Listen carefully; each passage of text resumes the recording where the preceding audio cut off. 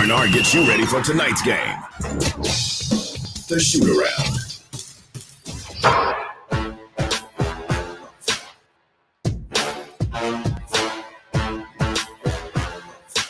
It's R&R in the morning.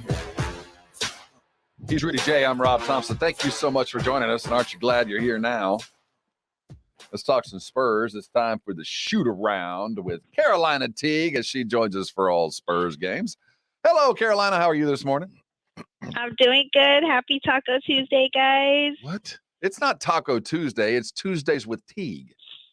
Oh, that's right. It is Tuesdays with Teague. I'm going to be on halftime today. Yeah, I hope you remember. In minutes, I'll have a meltdown. You'll panic. Oh. No. We got a good one for you. You guys got a relationship host coming in today?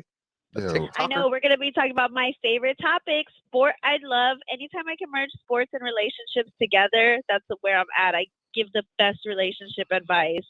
No, you don't. Trust me, you don't. I give good relationship advice.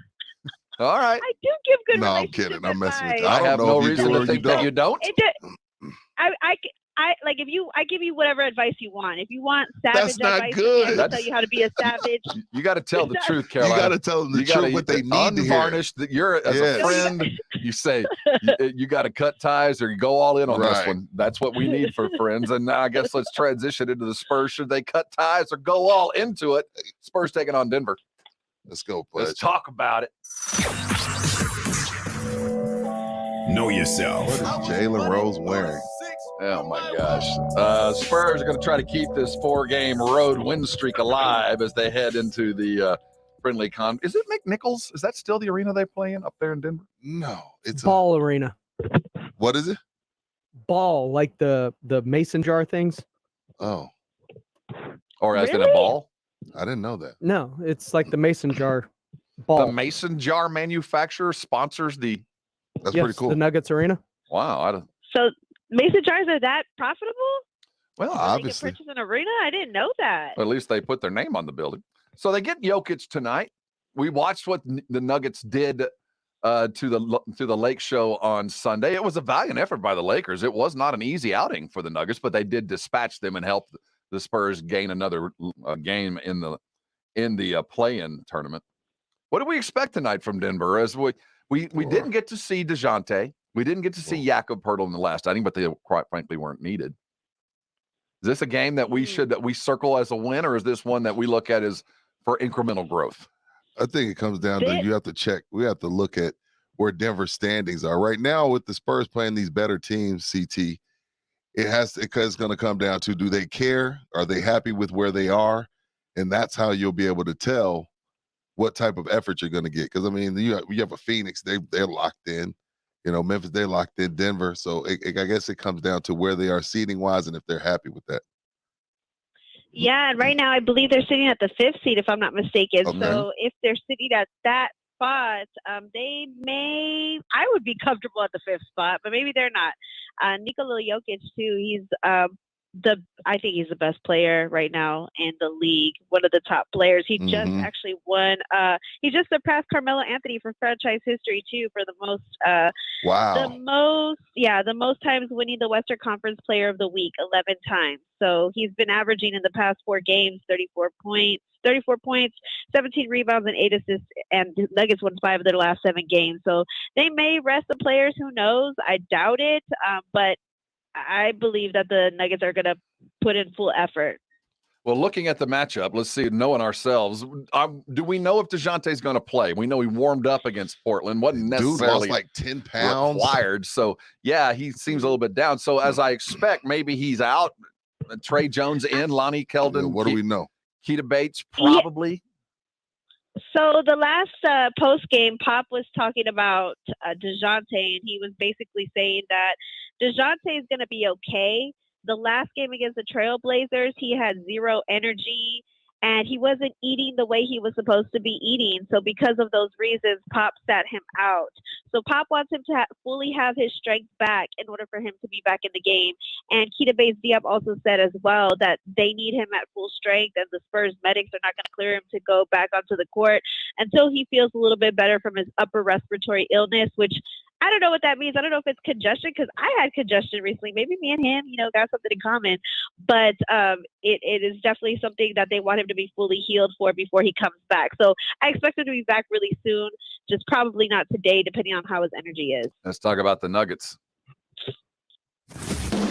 Know your enemy. Of course, led by the Joker, Nikola Jokic, the reigning and maybe second MVP crown coming his direction, averaging 29 and 14 and 9, just about. What a remarkable year he's had. Aaron Gordon had a nice outing against the Lakers. That athleticism showed. He's averaging 17 a game. Devin Reed at small forward, Will Barton and Monte Morris round up what we expect to see from the Nugs. That's a hell of a roster. That's a good basketball team. Are we crazy to expect to even be competitive tonight? I know Vegas doesn't see it. What's the line? They're looking at 8. Denver. Possible 121 versus 113. Well, if DeJounte doesn't play, it's a loss. That as simple as that. You're not going into Denver. Huh? Well, I don't think you're going to go into Denver and win without DeJounte. Again, it just depends on how Denver is approaching the game. But I don't know if the Spurs can win this one. Not without DeJounte. Nuggets take the last matchup, 127 to 112, a nice 15-point win. But that was back in December. Jokic had 35 to help lead the Nuggets to victory. And that's what he's averaging. And also on the line too, if you want to take the money line for the Nuggets, I would take that. I think the Nuggets are going to win if DeJounte doesn't play, and it's going to be their last homestand as well for the Nuggets. Also, they have prop bets and money lines for how many points Nikola Jokic is going to score. If the line is 34 points, I'm going to go ahead and say over in this instance. I like the over if no Pirtle, which his back's still bothering him. If this is indeed a playoff push, this would be the time or the night that I would rest some guys because it was going to be difficult with a full health, especially given what they've already done for us. But if he's out, yeah, I like the over. I like lack of defense. We saw them get 125 last. I would think we would be right in there. But if we do see DeJounte, I do think that does shift a little bit. If it's not about the win. But go ahead. And it's about incremental growth and improvement. No, at this point, it's about the win, Rob. Then what's the point? That's what I'm saying. Right. If it's not about the win, then what's the point of hurrying DeJounte? What's the point of bringing back Jakob Pirtle or anybody else that could be banged up? If it's not about the win and it's incremental growth, we've seen that already. Now we got to get ready for playoffs. I believe too, another thing, sorry to change the subject, but one of the things also that's going to be important is how the Spurs bench is going to play as well. If for some reason DeJounte Murray does come back, which I don't believe so, he wasn't on the list. Jakob Pirtle, he's now listed. He's not on the injury list anymore, so I expect him to play tonight. My thing is, how are the Spurs going to play off the bench? They've been playing really well. They're 4th in bench points this season, and the Denver Nuggets are sitting at 24th in bench points. So if the Spurs bench can do a great job tonight and keep that consistency that we've been seeing with their bench for most of the nights we've seen since Derek White has been traded, there's a possibility that the Spurs can keep a good lead. I just don't see them winning tonight. 4th best team off the bench. Isn't that Rob? Well, that's an interesting stat, but it's not. It's not far-fetched because, sometimes you're getting blown out. Everybody's playing. Yeah, sometimes you got to. Some coaches run with 7 dudes. You run with 7 dudes, you're not going to have a lot of bench scoring. The proof is where they're sitting. And Jokic plays so many different roles. You don't have to use your bench to find a guy to pass because he's out there. You don't have to use your bench to go get some buckets because Jokic is out there. You don't have to find a guy to hit a 3 because he can do that. So I think that kind of helps the wins, but it does hurt your bench production because, quite frankly, you don't necessarily need it. And they've needed some bench production. If you think about the fact that they've done most of this without Porter and all of it without Murray. That's impressive. And they sit in 5th. So a lot of those bench guys have been forced into starting roles. So there's not a lot to come off. And when you look at the bench for the Nugs and look at their injured guys, they're not all that deep. They're without Zeke Nanji, Vlatko Kankar, and Michael Porter Jr. and Jamal Murray. And Jeff Green might play. He is a day-to-day guy.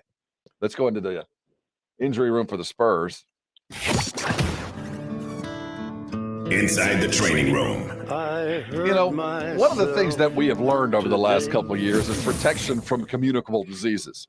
And if you've got DeJounte, and it could be allergy based, and when you got that upper respiratory stuff, but those things, as Carolina just told us, look, we've all kind of dealt with this.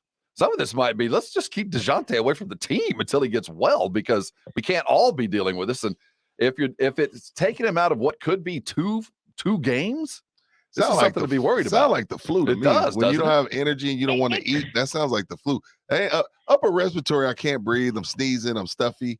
I got a little sore throat. When I'm not eating and I'm like dropping weight, to me, that's flu-like symptoms. Seriously. But also, too, I'm thinking it could be allergies, too, because losing 8 pounds, what allergy is it?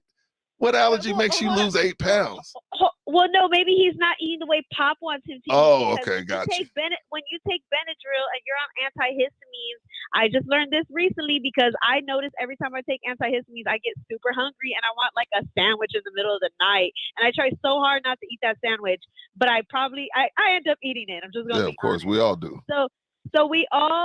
So maybe DeJounte's not sticking to his meal plan like the way Pop wants him to, and he's like, homeboy, you need to get on track. And I have a feeling that they want them to be on a strict meal plan, because when I interviewed Keldon before, I had asked him on, over the air, do you break your diet? He was like scared to answer that question.